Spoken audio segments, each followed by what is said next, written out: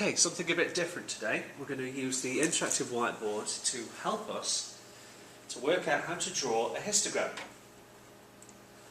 Now, a histogram is normally drawn when we've got data which is in these classes here. So the scores range from 0 to 10.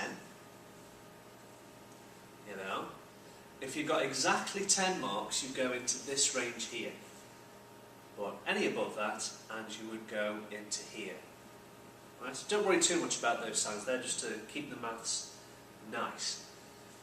The histogram itself is a sort of bar chart where the bars are allowed to touch each other. In fact, they have to touch each other, otherwise you've not drawn the histogram correctly. One of the major things about the histogram is that you do not go up the y-axis using frequency. You have to work out a different quantity which is called frequency density. And this is very important, because otherwise, as I say, you've drawn a different sort of diagram.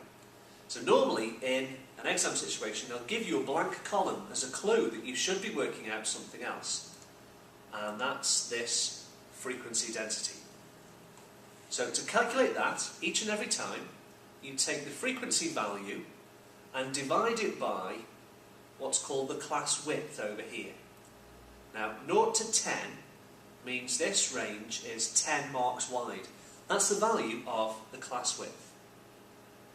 So, in this case here, we're going to do 4 divided by 10, and that's going to give us the frequency density here. In the same sort of way, the second row will work in the same fashion. We take the frequency number and divide it by the class width. Now, 10 to 20 is another 10 marks wide. A quick way to work that out, if you got confused or stuck or anything like that, you would do 20, take away 10, and that's 10, which tells you the class width is 10. And it works in that way all the way down. Now, the ones that I've got here are all 10, as it happens. 30 take away 20 is 10, 40 take away 30 is 10, 50 take away 40 is also 10. So all of these work out in that same way. Now, the total of the frequency density is not very important, so I haven't written that down. There's a little dash there, as you can see. So now we have to draw a histogram from all of this. And normally, you'll be given the grid, and it will be labelled with whatever the x-axis label should be, and frequency density running up the side. But you won't get what values you should put on these little notches here. Well, I'm going to suggest that the score, as it ran from 0 to 50, should go from 0 to 50. So right in the corner, 0, 10, 20, a not very good 30, 40, all the way up to 50. Any good x-axis, by the way, should be made up of these values on the left of the table. Right, that should be what goes onto any x-axis.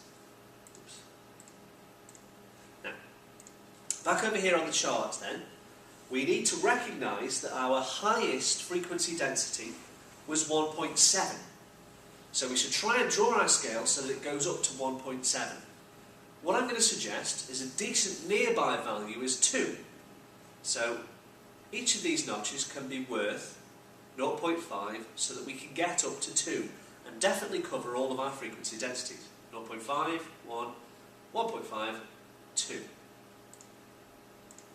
So, just go ahead with that. 0.5, 1, 1.5, and 2. It'll be up to you to decide on those values, how you go up the side there. What it means, the way I've drawn it here, is that two little squares is worth 1. Sorry, 0.1 on the frequency density scale. So to go up to 0.4, here's 0.5, and I would need to drop 2 little squares to get 0.4 as the first frequency density. Now that was for the range 0 to 10. So I'm going to fill out a bar, goes up to 0.4, along to 10 and down.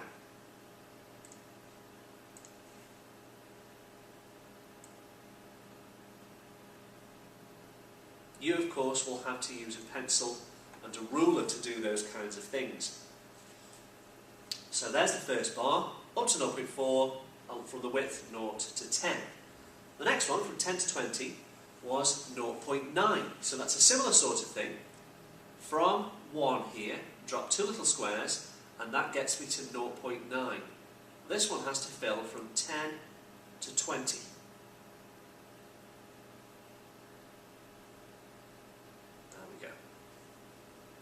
The next one, from 20 to 30, was 1.5. That's nice. That's exactly on one of our axis lines here. So just add that one in. Notice the bars have to touch because of the way the ranges work. 30 to 40 was 1.7. So we start from 1.5. 2 up is 1.6. And here is 1.7. Fills that bar. And the last one was 0.5 from 40 to 50. So that's on a nice line again.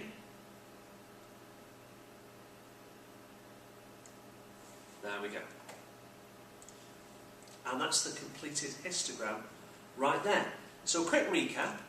Whenever you're asked to draw a histogram, you need to, instead of going up in frequency on the y-axis, you need to calculate something called frequency density, which is the frequency here divided by the class width on each row.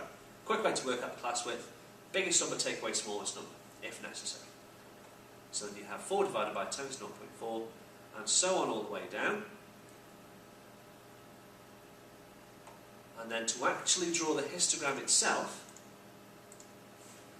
you normally get given the axes with labels but no values. So you have to fill in the values cleverly, make sure that you can cover up to your largest frequency density, and then just draw the bars in, stretching across the whole of their ranges, and then make sure that they're touching each other when you've finished.